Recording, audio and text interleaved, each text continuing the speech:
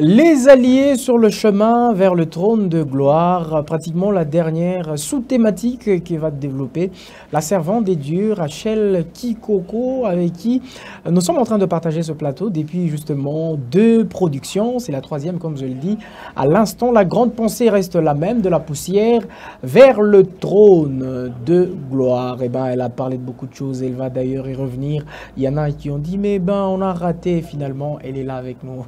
Servante, bonjour et bienvenue. Merci beaucoup. Bonjour à vous. Très bien. Servante, nous allons rentrer sur les 2 épisodes passés afin de bien mettre les téléspectateurs qui nous ont manqué au même niveau que ceux qui ont suivi depuis le début de vos interventions. Nous parlions sur de la poussière au trône de gloire. Très bien. Et nous avons dit que Dieu nous appelle à vivre une vie glorieuse. Dieu nous appelle à vivre le trône de gloire. En fait. Mais quand on est arrivé sur terre avec les péchés d'Adam, en fait, le péché d'Adam nous a vraiment imposé une poussière, je dirais, une vie de malheur, une vie de problèmes, une vie vraiment de péché. Mais ce n'est pas une fatalité parce qu'on peut découvrir les éléments qui peuvent nous permettre d'arriver au trône de gloire. Très bien. Voilà. Et dans le dernier numéro, nous avons parlé de... L'avant-dernier numéro. Voilà, l'avant-dernier numéro. Nous avons parlé de comment payer les prix pour arriver à la gloire. Nous avons dit déjà il faut accepter que Jésus entre dans notre vie, comme c'était le cas de Pierre qui avait accepté que Jésus entre dans sa barque.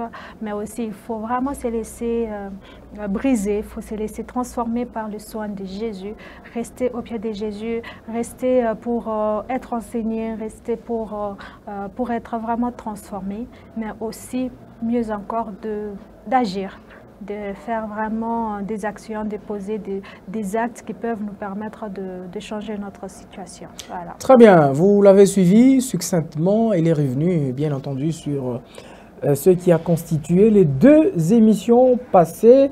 Et donc aujourd'hui, comme je le dis, les alliés sur le chemin vers le trône de gloire. C'est le dernier point qui va nous permettre de nous séparer d'avec elle, du moins pour cette pensée. Et on espère très bien la retrouver dans le tout prochain jour, Dieu faisant grâce. Qu'est-ce que vous appelez allié? Allié. Qui est-ce que vous appelez allié? Voilà la question. Voilà. Il y a un passage dans Proverbe 13-20 qui dit « Celui qui fréquente les sages devient sage, mais celui qui se plaît avec les insensés s'en trouve mal. » Donc les alliés, ce sont les gens qui nous accompagnent. Les alliés, ce sont les personnes qui nous entourent, les personnes qu'on fréquente. Et il y a quelqu'un qui dit qu'on ne choisit pas sa famille, mais on choisit quand même nos amis. Je trouve que voilà, si la famille nous est imposée, on peut quand même choisir les amis. Les amis, on peut choisir nos alliés, les gens qui peuvent vraiment marcher avec nous dans la même vision, dans la même façon de voir les choses, et les gens qui peuvent vraiment nous encourager, nous aider sur le chemin vers la gloire. Voilà. Très bien. Ces amis-là que nous choisissons, cette compagnie, cette proximité, ces relations, et finalement que nous choisissons, nous nous basons sur quoi pour le choisir? C'est une très bonne question. C'est pourquoi le premier numéro est important. Très bien. Nous nous basons sur la découverte que nous avons eu à faire de notre mission, de notre personne et de nos avoirs en fait. C'est-à-dire, si tu sais que tu es appelé, par exemple, à être prophète, à être ministre, à être député, à être quelqu'un d'élevé, quand on connaît, quand on a vraiment cette information-là, on devient conséquent. On devient conséquent dans le choix de nos alliés. C'est-à-dire, c'est vraiment en fonction de la découverte qu'on fait de notre vie qu'on peut faire des choix conséquents de nos alliés. Voilà. Très bien. On est écrivaine. On est un tout petit peu entouré par les journalistes qui peuvent lire. On est entouré par les autres écrivains, surtout écrivaines chrétiennes. Ça signifie qu'on a des mentors d'abord chrétiens qui peuvent nous dire, eh ben, le fond, ça ne se dit pas. Le contexte ici, très bien, le contexte ici, eh ben, la phraséologie, elle est bien faite.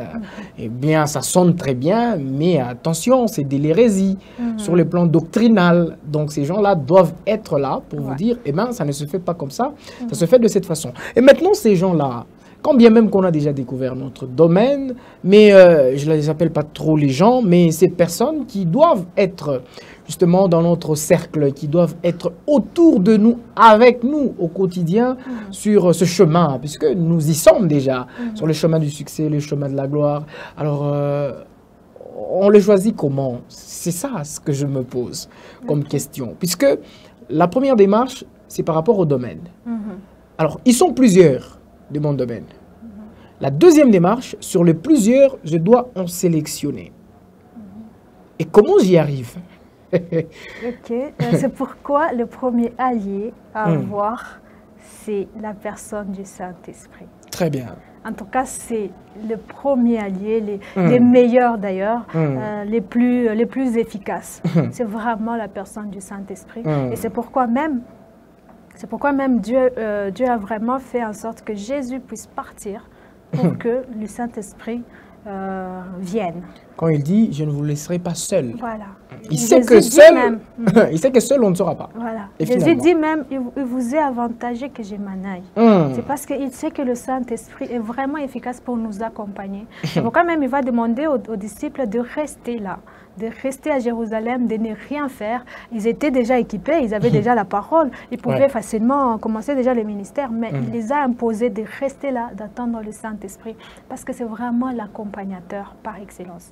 Donc, si on a le Saint-Esprit comme le premier allié, c'est facile que le Saint-Esprit nous aide à choisir les autres. Très bien. C'est-à-dire, il sait exactement ce qu'il nous faut, il sait exactement qui nous faut. Voilà. Quand. Voilà. J'aime beaucoup ce que Esdras dit.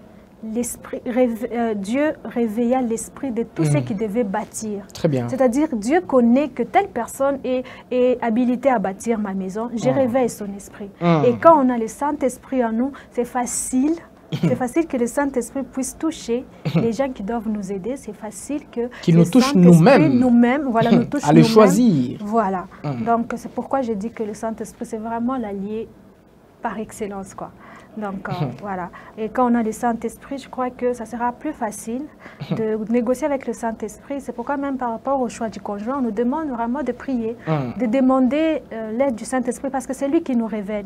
C'est lui qui nous donne vraiment cette paix-là si on fait un bon choix. Et c'est lui qui peut faire en sorte qu'on soit un peu tourmenté si on n'est pas sur le bon chemin. Donc, la première chose, je crois que c'est vraiment inviter le Saint-Esprit dans les choix. Très bien. Voilà. Donc, vous répertoriez ceux qui sont dans votre domaine. C'est la première chose. Physique, c'est le répertoire. Non, eh ben, je voulais aussi commencer à écrire. Qui a déjà sorti un livre? Il y a la servante Rachel Kikoko. Il y a Denamona. Il y a. Vous êtes femme aussi. Alors, sur toutes ces personnes, vous commencez maintenant à jouer. Denamona, elle est loin. Monsieur Lubumbashi. Ok, il y a la servante Rachel. Elle a écrit Un bon vin, le livre d'ailleurs qu'on vous recommande de consommer sans modération. Alors, il y a elle, et puis il y a une autre qui, justement, écrit des livres sur la nature, des livres sur la poésie, donc qui ne sont pas chrétiens, excusez-moi, qui ne sont pas non plus païens, mais qui cadrent avec la nature, en fait, qui est singulière, comme on dit, les écritures singulières, qui n'appartiennent ni au monde, ni des textes qui, comme ça existe. C'est par exemple l'hymne national, ce qu'ils ont composé. C'est par exemple les récitations qu'on fait à l'école, par exemple toutes ces choses-là. Alors, vous avez le choix. Si vous êtes, selon ce qu'elle nous a dit, si vous aspirez à écrire pour Dieu, vous avez le choix entre celui qui fait les écrits qui ne sont pas chrétiens et elle. Et dès lors que votre choix déjà physique vous oriente vers elle, là encore, il y a un autre choix, un enjeu. C'est de ça dont elle parlait tout à l'heure, du meilleur allié, les tout premiers, avant d'avoir les autres, qui est le Saint-Esprit. C'est là que l'Esprit de Dieu va vous dire, attention, la sœur Rachel, là, non, avec elle, tu peux te perdre, parce que ce sont des hérésies qu'elle communique. Là, le Saint-Esprit vous interdit. Et aussi, je voulais donner aussi un autre élément. Parfois, on aime trop, quand il s'agit du choix, c'est compliqué la vie. Parfois, Dieu nous facilite déjà la tâche avec la proximité. Dieu nous facilite la tâche vraiment avec les gens qui sont déjà dans notre sillage. Dans notre sillage, voilà.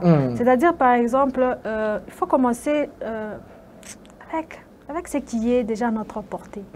Par exemple, moi, je peux juste donner mon témoignage. Voilà. Quand j'ai commencé à chercher une église où je devais grandir et que j'ai demandé au Seigneur, j'ai dit, conduis-moi quelque part où je vais grandir.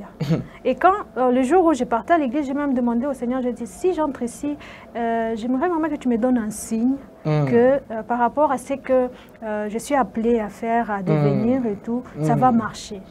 Et ces jours-là, j'entre dans cette église et vous voyez la première personne que je vois prêcher. Ces jours-là, c'était une dame. C'était une dame.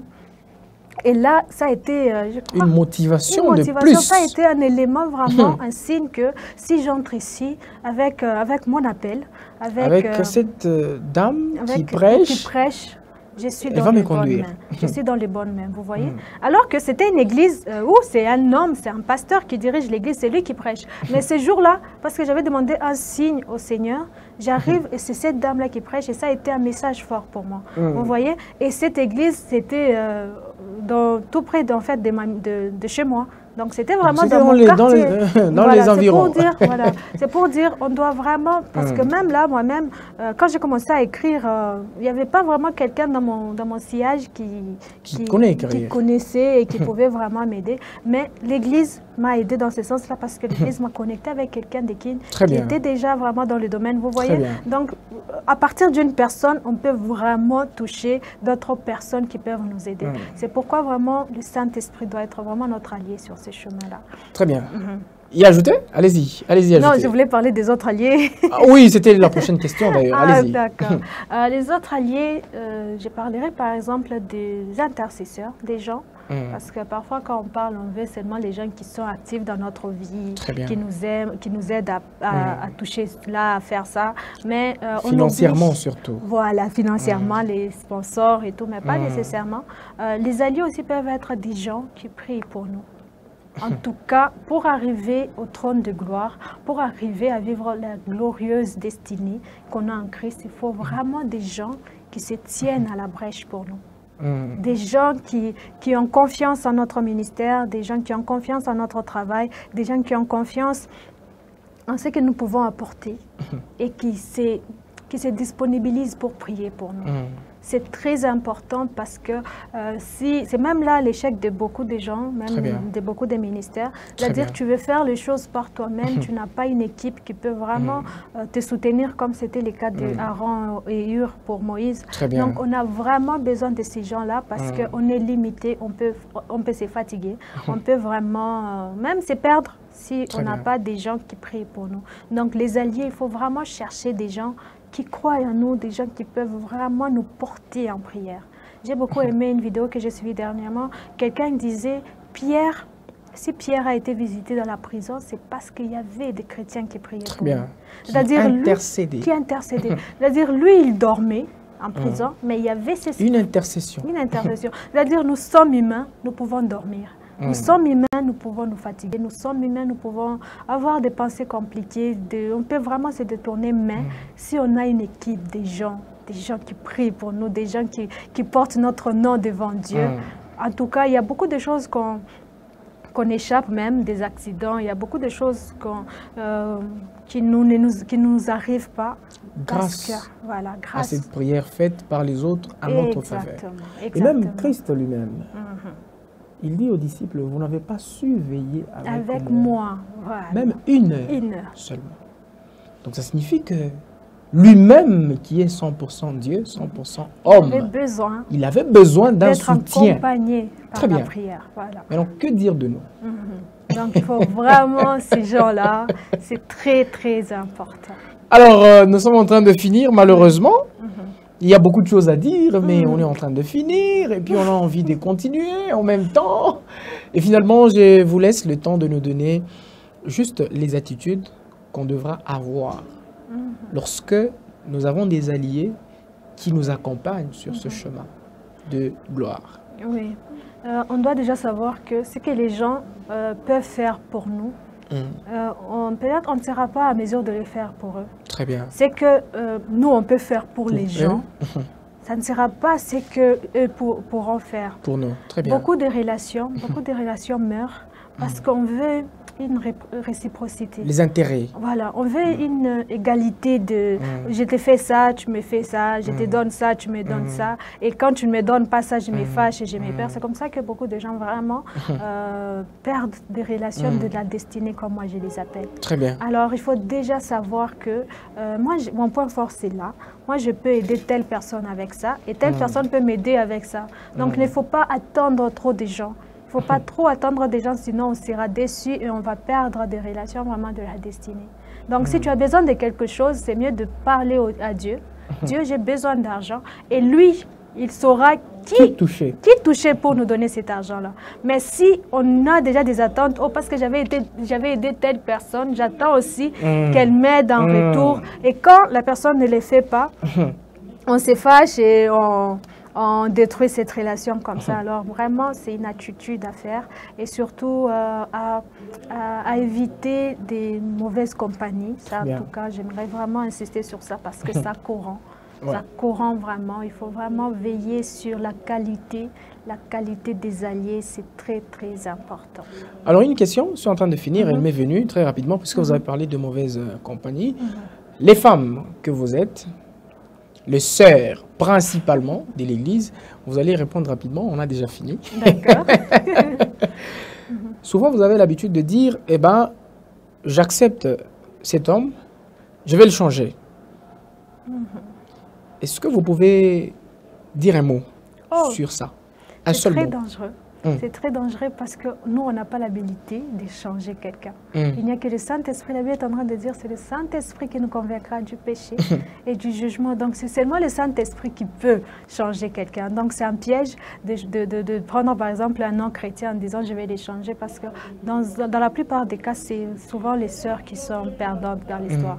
Parce que c'est les hommes non-chrétiens qui nous changent, qui nous frustrent même. Parce qu'au départ, il peut même faire semblant de venir et de dire ouais, je vais changer, mais puis après, quand il te tient, quand il te marie et tout, il t'impose en fait sa volonté, tu ne sais plus prier, tu ne sais plus servir, tu ne sais plus, et là, tu deviens perdante. Donc, c'est vraiment un piège à éviter. À la place, qu'est-ce qu'il faut-il faire? Puisqu'il y a cette sœur ici qui est presque prête en tout cas, de céder.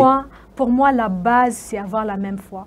Donc, si tu veux, s'il y a quelqu'un qui vient te demander ta main, il faut déjà voir si vous avez la même foi, si vous avez vraiment la même vision, si vraiment cette personne peut t'aider à accomplir ta destinée, parce que beaucoup de mariages sont des cimetières de grandes destinées. Donc, il faut déjà voir si la personne peut t'aider sur ces terrains-là. Il y a des choses qu'on peut changer chez un homme. Ça peut être son apparence, sa façon de s'habiller, sa façon de parler. Ces choses-là, on peut les changer. Mais il y a des choses que seul Christ peut changer. Qu'on n'est pas habilité à changer. Ce fut un plaisir de vous avoir reçu sur ce plateau durant 3 épisodes. Sincèrement, merci. Merci à vous. Merci d'avoir disponibilisé de votre temps pour parler au peuple de Dieu. Vous nous avez été en bénédiction et nous vous en sommes reconnaissants pour cela. Gloire à Dieu pour cela, sincèrement. Merci à vous, chers téléspectateurs. Nous sommes arrivés à la fin. On va pratiquement se retrouver très prochainement. Mais si Dieu le permet et que Jésus ne revient pas, on va encore la retrouver dans les prochaines émissions sur d'autres sujets justement afin de parler de la part de celui pour qui nous sommes en train de tourner cette émission, notre Sauveur et Seigneur. Nous citons Jésus-Christ de Nazareth. Au revoir. Au revoir.